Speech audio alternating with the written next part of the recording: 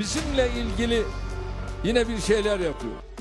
কিছু কিছু গল্প থাকে যেগুলো সিনেমা কিংবা রূপকথার গল্পকেও হার মানায়, পাথরে মনকে মমির মতো গলায়, আর মাটির মানুষকেও লোহার মতো শক্ত বানায়।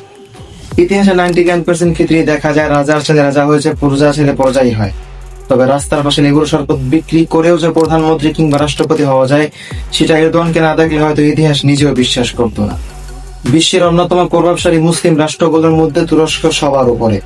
আর্থিক, সামরিক, জনশক্তি সবকিছুতেই তারা অ্যাডভান্স।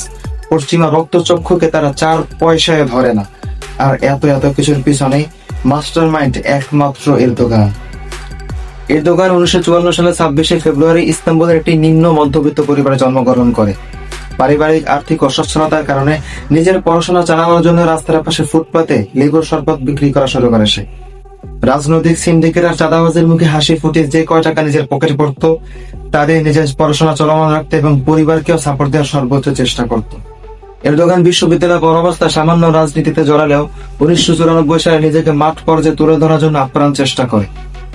সে বছর ইস্তাম্বুলের মেয়র নির্বাচিত হয়ে পানি সংকট, বায়ু দূষণ, আবর্জনা সমস্যার সমাধান করে এরদোগান ব্যাপক আলোচনার সৃষ্টি করে। এরদোগান নিজেকে রাজনীতির ময়দানে আরো তুলে ধরতে নিজেই একটি রাজনৈতিক সংগঠন প্রতিষ্ঠা করে, আর সেই সংগঠনের নাম দেয় জাস্টিস অ্যান্ড ডেভেলপমেন্ট পার্টি।